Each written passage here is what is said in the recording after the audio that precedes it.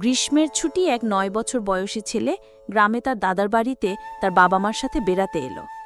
দাদার সাথে সে অনেক ঘোরাঘুরি আর গল্প করে সময় কাটাচ্ছিল। এক পর্যায়ে সে তার দাদাকে বলল যে আমি যখন বড় হব তখন আমি একজন সাকসেসফুল ব্যক্তি হব। সে দাদাকে জিজ্ঞাসা করল, কিভাবে আমি সাকসেসফুল ব্যক্তি হব তার পন্থা কি তুমি বলে দিবে?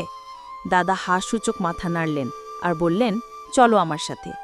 তারপর দাদা তাকে নিয়ে গাছের নার্সারিতে নিয়ে গেলেন আর ২টি ছোট গাছের চারা কিনে আনলেন।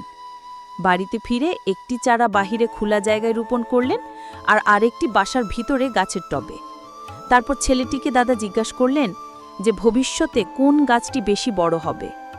দাদার প্রশ্ন শুনে ছেলেটি কিছুক্ষণ চিন্তা করে জবাব দিল যে নিশ্চয়ই ঘরে থাকা গাছটি, কারণ এই গাছটি বেশি যত্ন পাবে, ছায়ায় থাকবে, সবার চোখে চোখে থাকবে, কেউ তার ক্ষতি করতে পারবে না, আর সহজে এটি বড় হয়ে উঠবে। আর বাহিরের গাছটি থাকবে অযত্নে, রোদ বৃষ্টি ঝড়ে ভেঙে পড়বে, কেউ তার যত্ন নিবে না এবং এটি আর বড় হতে পারবে না। দাদা তার উত্তরে একটু মুচকি হাসলেন, কিছু বললেন না। এরই মধ্যে ছেলেটি বাড়ি ফিরে যাওয়ার সময় হয়ে এলো। ছেলেটি তার বাবা মার সাথে বাড়িতে ফিরে গেল। বেশ কয়েক বছর পেরিয়ে গেল।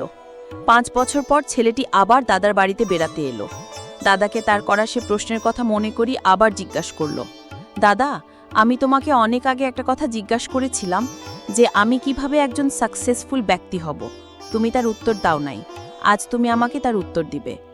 দাদা তাকে বললে, নিশ্চয়ই, কিন্তু তার আগে চলো আমরা দেখি আমাদের রোপণ করা গাছগুলির কি অবস্থা। এই বলে দাদা তাকে নিয়ে গেলেন সেই গাছের সামনে যেটা ঘরের ভিতরে টবে রোপণ করা হয়েছিল। চারাটি এখন ছোট একটা গাছে রূপান্তরিত হয়েছে। তারপর তিনি তাকে বাহিরে রোপণ করা গাছের সামনে নিয়ে গেলেন। ছেলেটি সেই গাছটি দেখে অবাক হল। গাছটি এখন বিশাল বড় ও শক্ত হয়েছে, তার ডালপালা চারিদিকে ছড়িয়ে পড়েছে।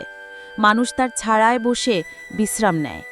কিন্তু ছেলেটি তার প্রশ্নের উত্তর এখনও পেল না। আর দাদাই বা এই গাছগুলিদের দেখিয়ে কি বোঝাতে চাচ্ছেন সে বুঝতে পারছে না। তখন দাদা ছেলেটিকে জিজ্ঞাসা করলেন, এখন তুমি বলো কোন গাছটি বেশি বড় হয়েছে?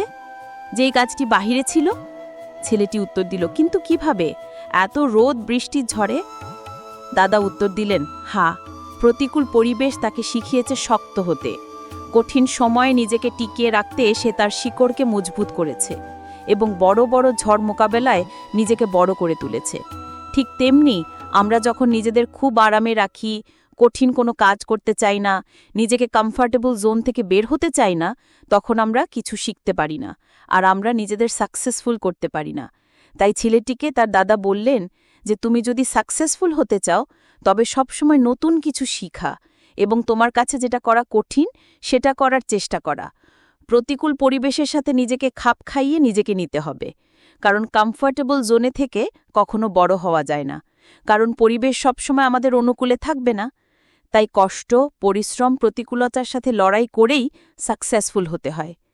ছেলেটি তার প্রশ্নের সুন্দর উত্তর পেল, যেটি তার সারা জীবন কাজে লাগবে।